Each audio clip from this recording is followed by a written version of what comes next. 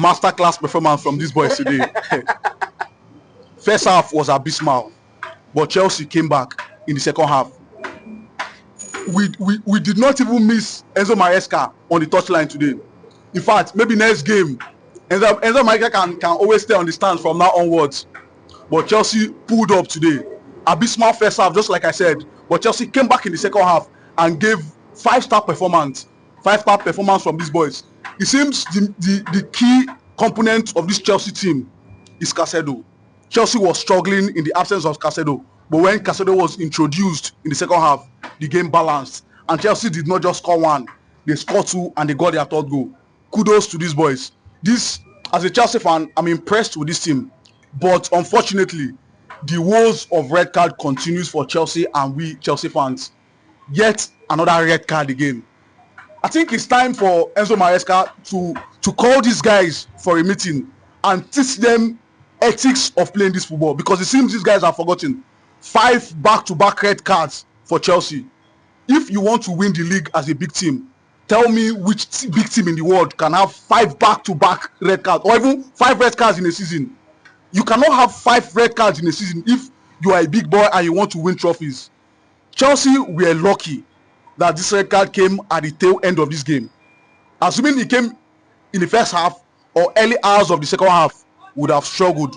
But kudos to these boys, kudos to Chelsea, kudos to Enzo Maresca. From now onwards, Enzo Maresca can stay on the stands for all I care.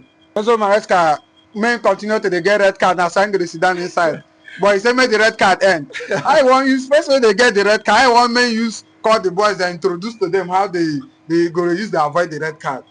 Well, I just pray this is the end of red cards for Chelsea, because just like I said in the previous game, the coach has been red carded, so it's no more on the players. But unfortunately today, yet again, Gusto, you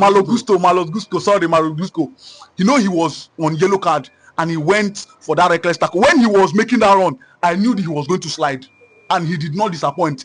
He slid and he missed the ball and he fouled the player.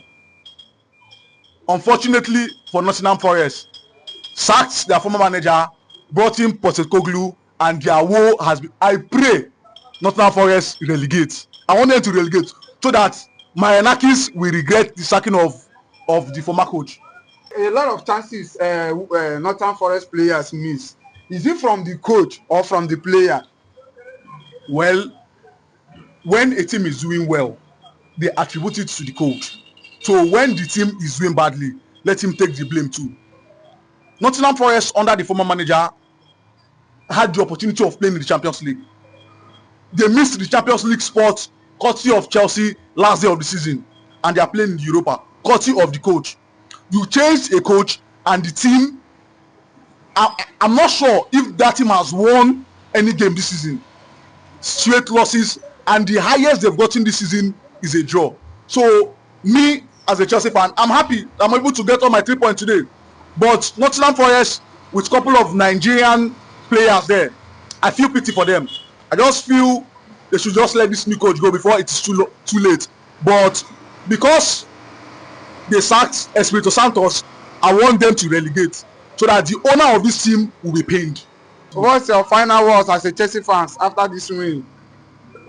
Good game today, good performance from these boys, and coming from the back of a win against league leaders Liverpool. This is a win that I, as a Chelsea fan, cherish so much, and I'm sure we're already in the top 4 of the Premier League. We played first, but hopefully this weekend we'll remain in the top 4. Glory, glory, Chelsea. Glory, glory, Chelsea. Chelsea for life.